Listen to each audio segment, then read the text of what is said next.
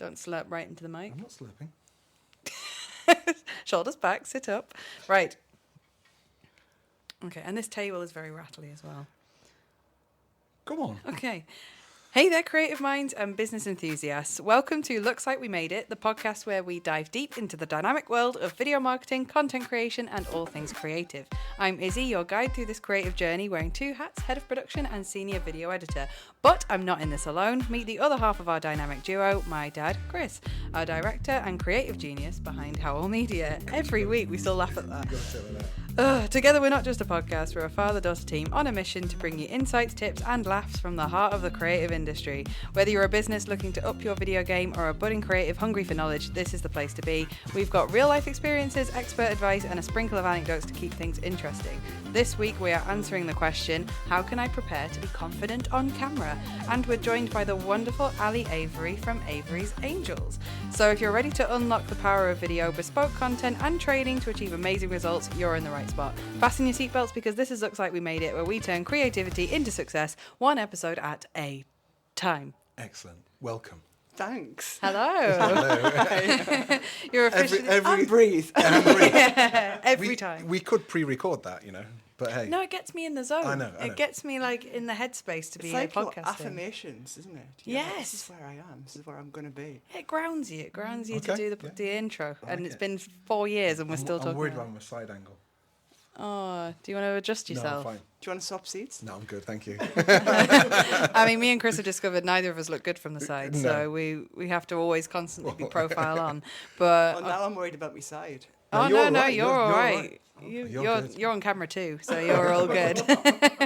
But so Right, thank go. you for coming on our Thank you. podcast, Ali. We met at the Clurenton event a month ago. A while ago. It was a few weeks ago, I think, and you had the task of being the first person talking that day, and you led us through a wonderful meditation which left us all nice and It was relaxed, which was great. I felt nice and calm before we end up doing the closing part, but in that I thought what you were doing about confidence and focusing your mind and all this stuff, I thought that would be a fantastic thing to introduce to our listeners, particularly ones that aren't confident about putting themselves out there and being on camera and doing what you're doing right now. So could you tell me a little bit about what Avery's Angels is and where it all started? It's world domination, one drumming group at a time. I love that. Avery's Angels is random, like the owner. I'm a therapist, so I do Reiki, I do shamanic stuff, and all of a sudden my cousin says to me, would you like to do Reiki drumming? And I'm like, say yes, think about how to do it later on. So I said yes. Next thing you know, we ended up in Scotland doing a Reiki drumming course, and it was brilliant. There was these amazing drums, we were getting drummed, and it was just an amazing experience, and you realise there was actually a power in it. So then I kind of thought nothing else of it and started doing Reiki on my clients, give them a little drum while they're on the bed and stuff like that, and they're like, oh, I quite like this. So then time passed and I was looking for a new therapy room, and we ended up at Sienna Court in North Shields, just looking for a little room to use as and when, and my cousin happened to be there, and he's a professional drummer, not like me, and he's been doing it since he was 5. I've been doing it for 6 years. And so we got into this conversation with a lass who runs the place, and she went, oh, we would love to have a drumming session here. I think it'll be brilliant. My cousin says, let's do it. And I'm like, I'm not a drummer. He goes, you don't have to be a drummer to run a drumming group. And this is when the confidence started, because I had none. So she went, right, can you do one in a couple of weeks' time? My cousin lives the Scottish borders, and he's like, I'll come down, I'll give you a hand. And I'm like, okay, let's do it. So he came down, gave me a hand. We bought these drums on eBay. They looked amazing. They were 70 quid. They looked the right size. Were they terrible? They were this size. Oh, okay. Oh, So, yeah. so so they were what, tiny, and like did a you think pint they were glass? going to be this size? I thought they were going to be that size. So when the box arrived, I'm like, I'm in trouble here. So I thought, you know what? I don't care. I've got some round other drums. We'll take them. So we turned up, and so Sienna Court's actually based in North Shields, and it's actually for adults with learning difficulties, and it's a residential unit, so they promote independence, and they've got a little cafe, and it's amazing. I've not been there for a long time. So everybody and their granny turned up. And I'm like, oh my God. Full house. Yeah, we have like 10 workable drums here. What are we going to do? Oh my gosh. So my cousin's like, look, I'll run the first session for you, so you can do the next one. Little did I know, he was never to return. And so I'd have to run it from there. And so we had to split the drumming group into 2 bits. But what I realised from that point on, you didn't actually have to be a drummer to run a drumming group, because the audience I do, it's for people who want to, the audience who were there struggled with communication. Nobody ever listened to them in the way that they wanted to be heard. And so as this drumming group developed month on month on month, yes, the groups might have got a bit smaller, but like some of the people in the unit were going, this guy is actually now a lot calmer because he's getting a chance to drum. And everyone gets a chance to speak. It could be like, what do you like to do at the weekend? And you have to drum it. It could be like, I like to go swimming. So you come up with your unique rhythm for I like to swim. So before you know it, everyone's copying his drum, his beat. And he's like, oh my God, everyone's listening to me. And sometimes I could do... That made confidence in itself, I imagine. Yeah. It is. It gives people a voice. And even when I've done drumming groups at in Sunderland, there was a summer club. And sometimes you get the kids who just don't want to pay attention, right? They're all over the place. That's my second in command. That's the person I'm going to use. And I'll pick him and I'm like, come on, I need you. And he'd be like, what? And I'm like, I need you to help me run this. And he's like, and before you know it, he's like, what do you need? What should we do? And that kid, that person, whoever it is, all of a sudden the lights are shining. Or even if I do a drumming group for dementia in a care home, these people in a care home, they could be, out of 100%, you're saying 40% are catatonic. They're there, but they're not there. They're not stimulated enough to kind of want to do anything. So I go in, we do the drumming group, and this is where the confidence aspect comes in. There's been loads of stuff I had to do to get to this point. So we're doing this drumming group, and it'll be random as hell, and I'll go, right, I'm taking you all out for dinner, and they're like, what? And they've got their handbags. They have their handbags ready. They're in the nursery home. They're going nowhere, but they've got their handbags ready. So I'm like, right, first course, what's it going to be? And they're like, prawn cocktail. Right, let's drum prawn cocktail. So before you know it, they're drumming prawn cocktail. That's amazing. Then it goes to the main course. Then it gets to the pudding. Then it gets to the drinks. And that's it, they're drunk. And sometimes they're drumming and going, I'm so full, I can't drink anymore. That's amazing. So all of a sudden, their lights start to come on. They start to have fun. You're not going to have complete engagement. That's fine. Sometimes you get people who are a little bit abusive. They'll come in the corner and they'll tell me I'm they'll say it's the worst drumming group they've ever been to. Will you go away? But then all of a sudden I bring in the last 10, 15 minutes, or depending on how catatonic the group is, I'll play music. I'll bring the boombox in. Before you know it, we've got a bit of Sweet Caroline, we've got this, and then the lights. There's huge links, isn't there, between music and people in care homes. It's a different part of your brain, isn't it? And I imagine what you're doing with your drumming is almost like a gate, almost like a bridge, aren't you? A bridge, doesn't it? You're connecting there. It's fantastic. That's brilliant. I think I'm going to drum my lunch today. Do it. You find that people leave the drumming group and all of a sudden they're like, this. Yeah. And I remember I did a drumming group for WOW, Women's Only Festival in Northallerton, I think, that way. And it's a field, right? You've got hippies everywhere doing really cool, gentle stuff. They invite Ali and they give me the centre stage. And once again, you've got a confidence issue. All I think is like, what's the worst that can happen? You know what I mean? People walk off. I've had it before. So sometimes I do Battle of the Bands. And so one group, I'll split the group into 2 and I'll say, right, what did you get wrong for at school the most? And they have to drum it or whatever. Then this side has to drum what they got wrong for. So before you know it, you've got one group deciding that this rhythm's going to be like... talking too much. So they'll go, how would that sound? Talking too much. And that, right, what did you get wrong for? And they were like, always in detention. So they would have to come up with what that would sound like. Like to counter it. So before you know it, they're like talking too much, always getting detention. So it ping-pongs, right? So I did this for a festival. And like I say, you can picture the scene, a lovely quiet field, people doing yoga, Pilates, red shed, the whole lot. And here I'm thinking, I'm really sorry for everyone who's doing silent retreats and stuff.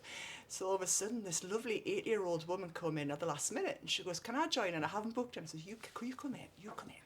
And she was the star of the show. Because like her voice was so strong. We were drumming What You Want for Dinner. or the best pudding. So she was doing sticky toffee pudding, and they were doing jam roly poly or something. So she was, the more she was screaming, jam roly poly, the other group was mental.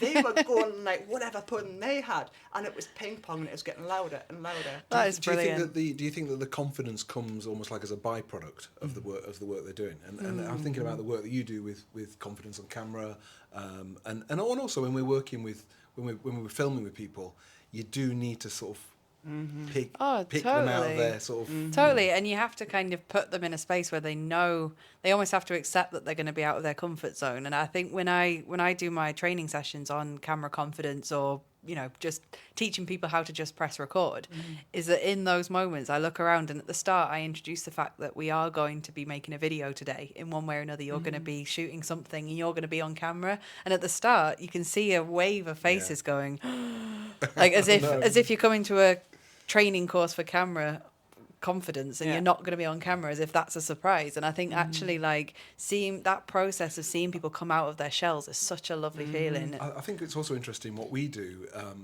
We capture that moment, and I think people are really quite scared of that, scared of like how they appear in that second. Whereas I imagine there's a contrast in what you're doing, that you can let yourself go. Nobody's capturing it. It's you in that moment. So I think there's almost like there is a sort of a juxtaposition there a little bit, that because we sometimes have it as well. If we're doing an interview with somebody, or we're doing a piece to camera, we sometimes just roll the camera anyway, and you're chatting with them saying, okay, what we want you to do is we want you to say these words like this, and they go, oh, that's great, so I'm going to deliver this, and you go, yeah, just like that. And then you turn the camera on, and no end of people can't even pronounce their own name. When you say, and action, we're rolling, they go, ba ba ba ba. And then you say, well, actually, you've already done it. We've already shot you. We've already shot you doing that earlier. Yeah. And they go, oh, really? And that kind of that relaxedness, is that a word? I've made it up. I'll patent that. That relaxedness. It comes off, So I think that's really fascinating. And it's hard. It's hard to just and you'd have to be a professional, I think, to be able to pull that out of people, really. And I think like so my question really is that how can our people, our listeners, like harness that feeling that you get from the people who, when they're drumming, when they're suddenly they become new people. What advice have you got to like? Yeah, to have to like harness that. Where's the confidence? Where is it? Because everyone's got it, haven't they? Deep down, I think you can prize confidence out of people. And that's the thing, thing that stops confidence coming through. Because how can someone who has no experience in drumming run successful drumming groups?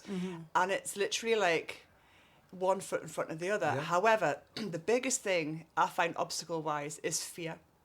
If you can combat fear, then you can kind of do anything.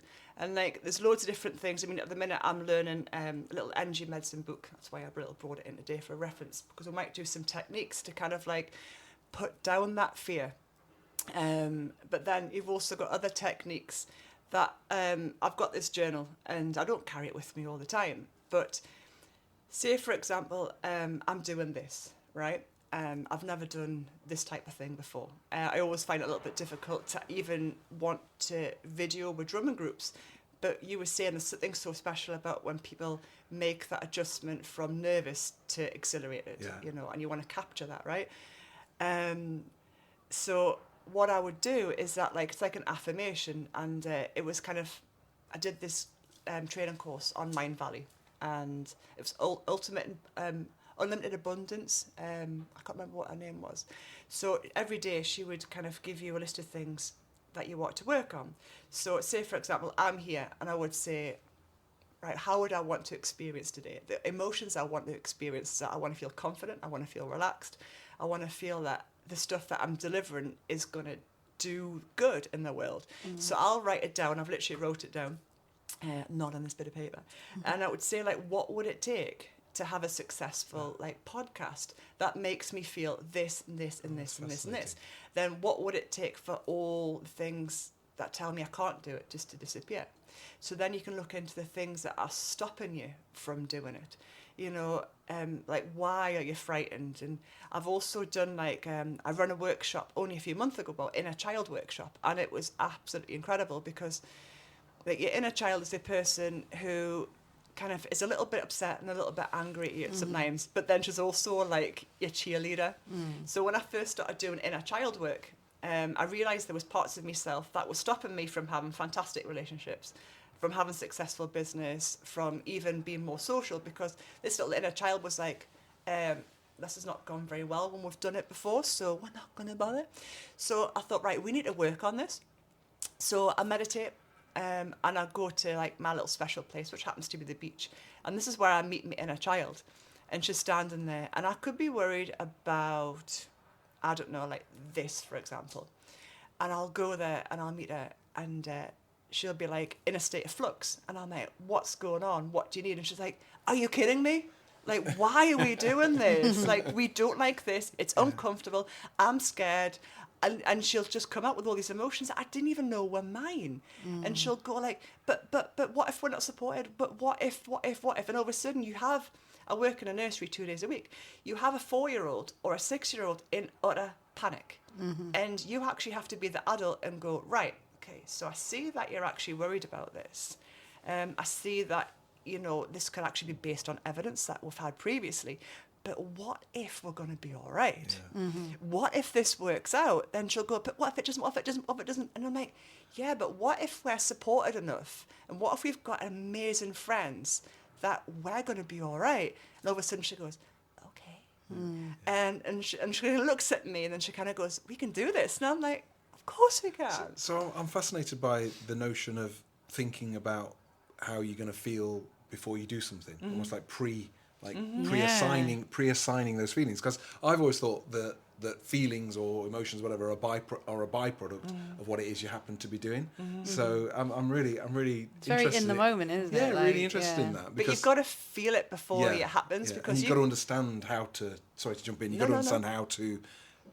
The mechanics of it, haven't you? You've got to understand kind of what the outcome you're after is. And that's it. Like years ago, dive into a little bit of my private life, but not too much. Like I had to kind of move out of the family home, and it's that moment where you think, oh my God. But I did that affirmation course, so I thought, I can do this, right? So I got my little bit of paper out, and I thought, what do I need to feel secure? I need to make this amount of money. I need the house to look light, bright. I want a fantastic landlord. I want great neighbours. I want this, I want that, I want that. But then what I would do, I would kind of go, what would it feel like if I'm walking around in my flat? I would feel the sun on my face. I would have a garden. This is what the garden would feel like if I was going to cut the grass. And this is what it would feel like when I open my bank statement up to find out I've got the money. And like, no matter how dark my life got, I was walking around with the dog and I was like, no, what would it take to get this light bright? And I'll bring the feeling to the surface to the point where it felt like it was already mine. You know, and I did the same with my current boyfriend. You know, like I was like, oh, it'd be nice to have a relationship again. And I was almost just like feeling his personality type, what the dynamic would be like. I felt it before he arrived. Wow. So by the time he arrived, I'm like, I already knew him. Then I got generally scared, and my little inner child's going, what? Yes, we've got to do inner child work. Yeah, that's amazing. Because I think that's the thing, is that when I mean, the people I speak to, when they are nervous about creating content for themselves, or they're nervous about putting themselves out there, because that's what a lot of entrepreneurs and business people have to do, is that you have to, and in this day and age, everyone's got to have an identity online, and often the what ifs, that inner child element really does come to the surface, because suddenly, I always say that being in front of the camera is one of the most vulnerable places you can be, because you feel almost like exposed, like all of those flaws, all those things that you don't like about yourself, suddenly you feel very like, oh, I'm very like nervous about that. And we've had to, over the years, get used to being on camera, because you know, this is what we do. But I think you're right. And also I think it's interesting what you said there, like when you said that you have to, because I think that's the other thing about, because we're quite sort of blasé because we work in video production, we work in event production, everything we do is to do with capturing the moment and packaging it and selling it and moving on to the next thing. So firstly, we don't often take into account. I mean, obviously we are mindful of people's feelings, but ultimately for us it's not a big deal. But I think for some people it is quite a big deal. But my other point was that there's lots of people like us saying, "Oh, you have to be on video. Video is where it's at. You know, if you want to be a success, well then you've got to be on video. That's just the way it is." And it's quite interesting that just being told to do something is almost like would almost put people on a back foot anyway. And I think that kind of like, you know, that my view of kind of confidence as a whole is that if you're told to do something, it's going to make you not confident. Well, your inner child is a bit of a rebel, I think. So. Oh, completely. I'm always. Yeah, I always that the child. That if I was on the beach, a different part of the beach with my child, he would just going, well, why don't we just like set fire to this or smash it up, or in fact, well, let's not bother. Yeah. And that's the battle, you know. Yeah. Oh God, we're bearing our souls here, but you know, that's the battle I have, is that I just want to. If someone I am the, you know, the do not walk on the grass. It's basically please walk on the grass. If you know. If I saw, you know, it's the famous button test, isn't it? A red button on the wall, do not press. How long can you wait until you press it? It'd be about 10 seconds in my case, because I just want to press it and know what happens. Even if you know, even if what happens is the room explodes, I've just got to know what happens. That's why we keep red buttons away from you. Yeah, exactly. But I think that kind of like, I don't think it's an accident that I've spent my whole career in the creative industry, and I don't think it's an accident that I've worked for myself, because ultimately I don't know if there's a place. And I'm here to make sure that you do the things that you. Yeah. What did you say? You got to recalibrate me. Yeah. So we have a thing called recalibrating Chris, which is where when he gets Control Alt Delete. Yeah, where basically when Chris gets what's the word? Sort of like overwhelmed by the calendar. Out of sorts. Out of sorts. He starts flapping a little bit, and I have to he forgets we have a calendar, and I have to go in and recalibrate him and say, right, Monday this is happening, Tuesday this is happening, and we have to like reground him. I think the recalibration process works well. But interestingly, I'm thinking maybe what I need is some meditation and some drumming. Yeah, absolutely. Well, we did say this table probably isn't the best for it, but give us. I'm intrigued to see what techniques, what stuff can you... Oh, you're going to do some stuff? Yeah, have you got stuff to... I have. See, this is what I've been really excited for. Yes. Right. Okay. So you've got a part of you, which is like the fight and flight, the bit that keeps you safe. Yeah. You could almost see it as like your inner child who just doesn't want to do something. Yeah. Okay. Right? So they're like, no, I don't want to do it. And like, it creates like a fear, and like it becomes like a fog. And that can actually completely flood your entire body. And so your body's full of cortisol, and all of a sudden it affects your immune system, affects your heart, it affects all the organs in your body, because all your organs are going into getting your body to run. So a lot of our life now is such a high cortisol area that like there's so many things that it's like it's called the triple warmer. It's a part of your body that are like sees threats all of the time, that's connected to your spleen, which is connected to like a lot of like your health organs and stuff. I've just been learning about it. No, that's good. It's very pertinent, actually. Yeah, Chris's spleen is. It's a whole episode. So it's like if we can find ways to kind of calm that down, and like one I learned the other day was like. When you're frightened, one of them was actually you've got like a little point on there, and you put like your hand on your heart there, and you just like bang it like 10 times, and that like brings down fear, like genuine like fear. Then you swap your hands, and you do another one, and instantly I can start to feel a little bit more like... I do feel more relaxed. So for our listeners who are listening while driving or not watching, so Ali's got her hand across her heart and using her finger in the other hand to tap the pinky knuckle, would you say, about the kind of in between knuckle. The fleshy bit? Yeah, and it's kind of like where your knuckle is, and just tapping it. And actually, does that feel? Is it maybe to do with like a feeling of heartbeat? Because I know that when I had my daughter, who's now 2, but when she was a newborn and she had a dummy in, it was like a thing where if you tapped the dummy, it sent them to sleep, because it feels like a heartbeat. And that's something that she'd have been used to for a very long time. So it might be maybe something similar there. But I feel more chill. And there's another one as well, like when you're getting really stressed, and you know how you go like, oh my God, yeah, this is going to do something. So it's like when you get really stressed and stuff, there's a certain part of your brain which no longer gets blood. You can't function, you can't think, because you're just like, I need to run. And like everybody's like, run too. Where are we going to go? McDonald's is there, we don't know. So you have to bring blood back into this like part of your brain. So you can literally do that just by putting your hands on your forehead. So you're pressing your four fingers into your forehead.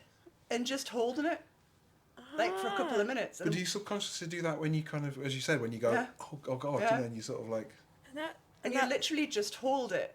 And, like, you can hold it for a couple of minutes, and eventually what will happen, you'll actually start to feel a pulse from your forehead. Wow. If you hold it, or even if, like, someone that you're with, that you mentioned your daughter, if she's kind of feeling a little bit stressed or whatever, you can actually come behind her and put your hands in front of her head and just hold it like that. I'm going to do this to you and behind you when you're on the computer. But if my wife came behind me like this, I think her hands would be here. Oh, I see. Okay, yeah. So you press down and that feels more soothing. It grounds you. I think that's it. So if someone's ready to, I don't know, put themselves out there and do something new, then it's about just, recentering yourself, really. Can you be too confident? Absolutely. Well, that's you told. It's a fine line, isn't it? Yeah, but Cocky that's and amazing. confident. So it's like that recentering thing, and then you feel more focused. So say you were coming to work and you just needed to sort of get your head together. I've got one for you. Go on then. Right. It's like, was it the Wayne Cook one? So she did, I'm actually doing this thing on Mind Valley, and her name's Jonna Eden for reference. So she gets the audience, and it's a very selective few, and so she gets someone from the audience to read these 2 or 3 people. And these people are not, like, engaged. She can muscle test to find out if there is a full engagement. So then she goes, right, you go in the corner for a sec, and we'll do this, like, Wayne Cook method.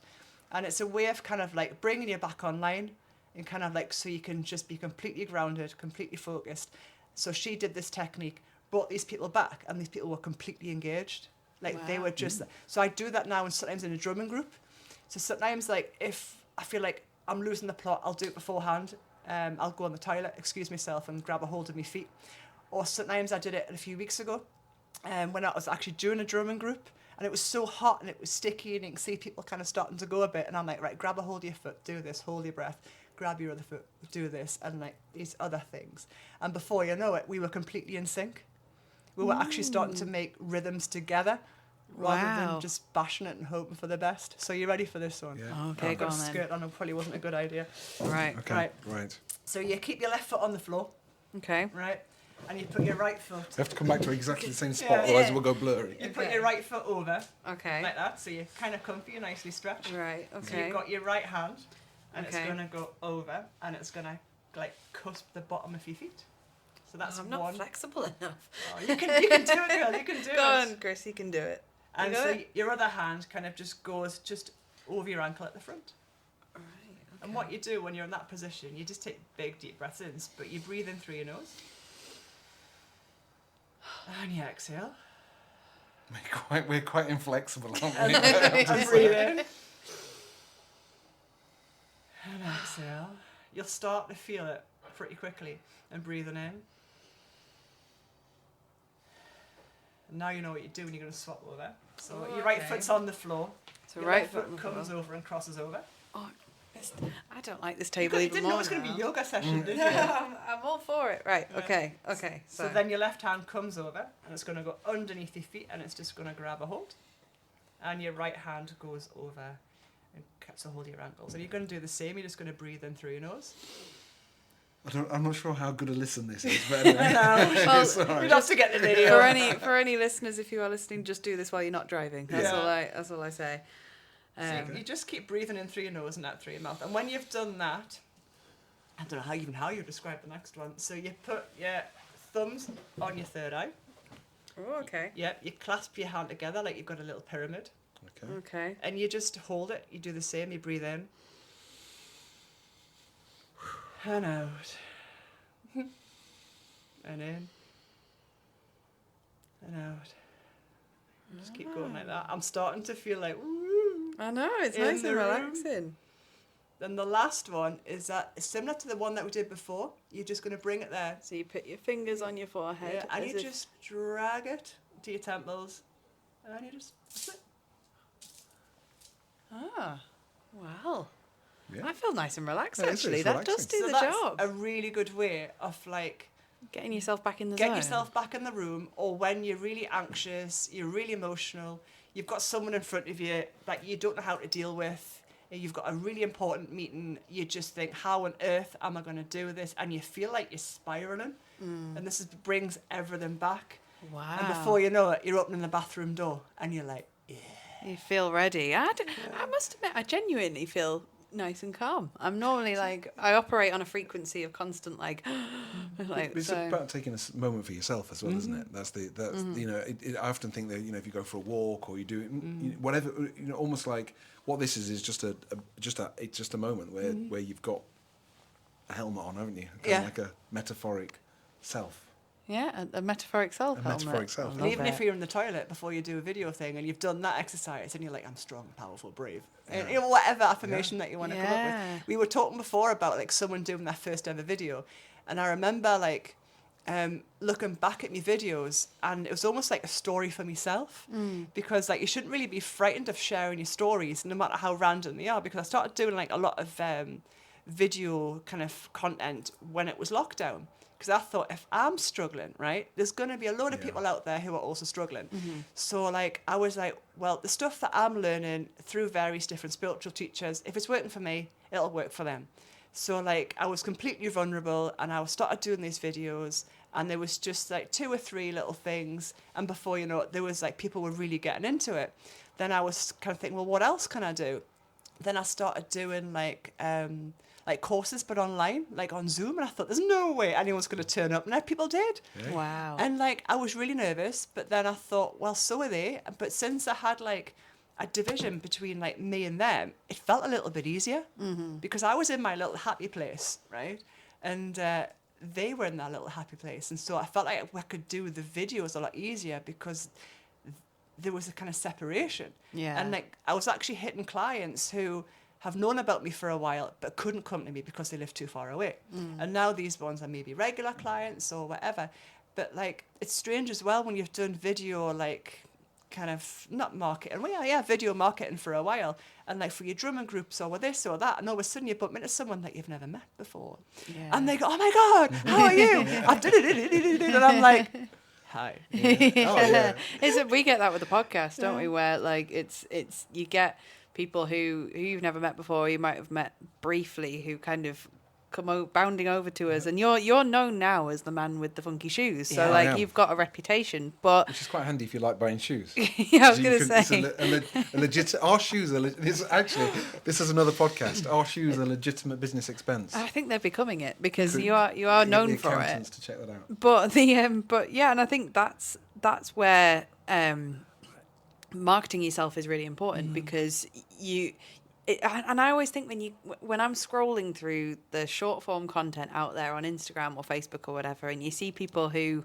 it doesn't matter about their phone's 10 years old, it doesn't matter if they haven't got all the gear, but they're just dancing or they're talking about something, and I sit there and I work in video production, and I'll sit and I'm often on camera, and I'll sit there and go, I don't think I can't imagine doing that, because I'd think, oh, well, what will my family or friends who follow me on social media think? Would they laugh at me? Would they think I'm silly? But it's actually just people just expressing themselves. And I think that the amount of people who are actually sharing content is so tiny still. Like, and it feels like everyone is all the time. But out of 1 billion people on LinkedIn, only 1% of those users are actually sharing content weekly. So that's a massive audience of people who are just lurking and not quite sure how to take that next step. Or a massive audience of people waiting to learn about confidence. Exactly, yeah. Self-discovery, confidence on camera. Yeah, and actually you got to think, what would the world be like if we all were confident enough to be on these platforms? Like, there's a lot of but there's a lot of learning. Yeah, loads, and I think it's something like on YouTube. There's only 4% of users actually share content, and it's huge. I like about what we've discussed here, particularly, is that it's all transferable. It's kind of like these are all transferable skills. If you work with a client and you help them, and you're working with your drumming groups or whatever it might be, and you working with your client, that ultimately those skills that they take, they're not confined to that space, that moment in time. They're transferable skills, and I think it's fantastic. That's amazing. Again, like talking about sort of when you see videos of people, if you can bring a little bit, a tiny bit of good, or it almost doesn't matter how you've produced it. Obviously, you need high-end video production. That's a side do you note. know what I mean? Like, I think that can get easily lost. That if you bring in, if a video gives 5 people, like if this podcast gets listened to by 50 people, 500 people, 5,000 people, who knows? Ultimately, if 1 or 2 people go, oh, that's quite good, quite enjoyed that, or I learned something from that, I've got a takeaway from that, then it's great. It's done its job, isn't it? And I think that's it. I mean, you must work with so many people who come out of their shells and become new people almost. I love it because, like, I love doing one-on-one sessions, with my clients, but I love the drumming groups because I'm hitting more people. Yeah, not literally. Well, I do jiu-jitsu twice a week, so yeah. But no, like, what I love about, like, what we're seeing is that transferable skill and stuff like that. And I run, like, a Sacred Women's Drumming Circle the last Friday of every month. And it's really good because I'm hitting, like, 5 or 6 people, sometimes 10. And every month we're like, how is the eye? How is the eye? How's the eye? How are you doing? Type thing. Then we'll drum maybe how we're doing or how we're feeling.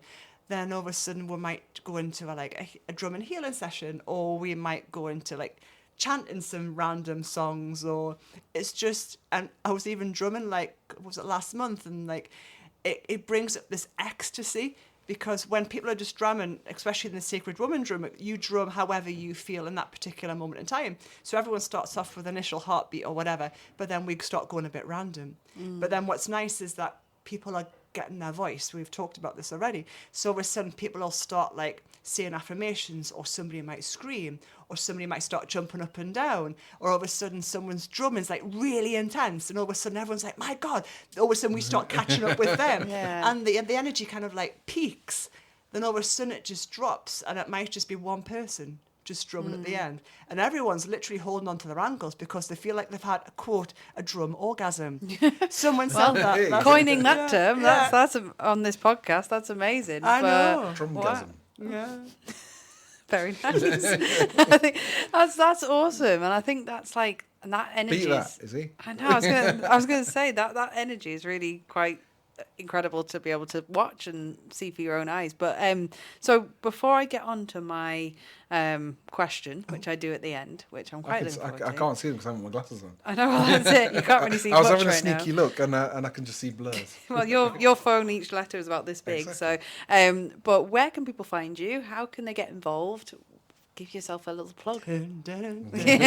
So it's Avery's Angels Holistic Therapies. It's best to kind of go on my website that way. I'm also really active on Instagram as well. My Facebook account actually got hacked a couple of years ago. Oh, no. Dun, dun, dun. So I've got 2. If you happen to find one with 700 followers, I can't email back. However, if you find one that's got 111, that's me. Yeah. Oh, well, good. I Hopefully mean, there'll be a few more. yeah, I was going to say, gosh, I mean, that's that. And as well as another thing with Facebook that always scares me, but that's amazing. And thank you so much for teaching us something new. I feel like I feel energized. Takeaways. So my I'm You've got a choice of random I've questions. got a lot of choices, and I think what I'm going to do is I'm going to choose this one, and it'll be slightly. Feel free to have time to think about it as well. If you could send one message to your past self without any context, what would it be?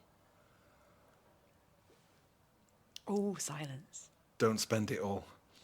Oh, okay. I like it. I like That'd be it. mine. So past self, I'm thinking, is me maybe when I'm younger, maybe in another life. Don't spend it all. For me, I can't. Oh, Ali, you're deep in thought here. I want to know what you're thinking. Brace for impact. Okay. Can I have another one? Yeah, go on then. I'll do one for my dear departed father, which he had quite a few. But I think you're a long time dead. Yeah, I like that one. I think for me it would be. Depending on when I'm going back. Come on, to. you're the author. You're the founder of the feast. I'm panicking. I think mine would be buy Bitcoin early. Yeah, but Or maybe. how many bitcoins have you?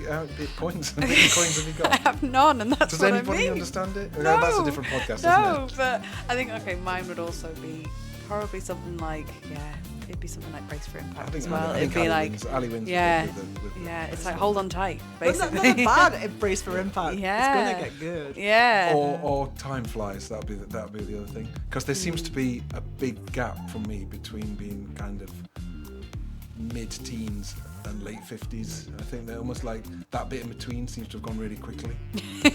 Yeah, that is true. Time does fly. Time literally flies. Enjoy it while it lasts. Are we just like a cliche machine now?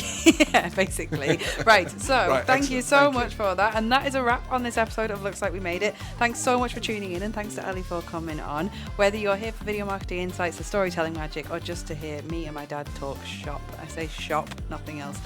We drop new episodes every other Tuesday, so hit that follow button and stay tuned for more tips, real life experiences, and behind the scenes stories from the world of content creation. If you want to keep the conversation going, you can find us on Instagram, LinkedIn, YouTube, and our website. Just search for Howell Media and say hi.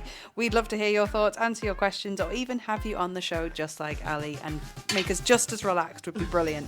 If you've got a great story to share or fancy joining us for a chat, drop us a message. We're always looking for inspiring guests. Until next time, keep creating, keep storytelling, and remember, every great piece of content starts with an idea, and we'll see you in 2 weeks. Bye for now.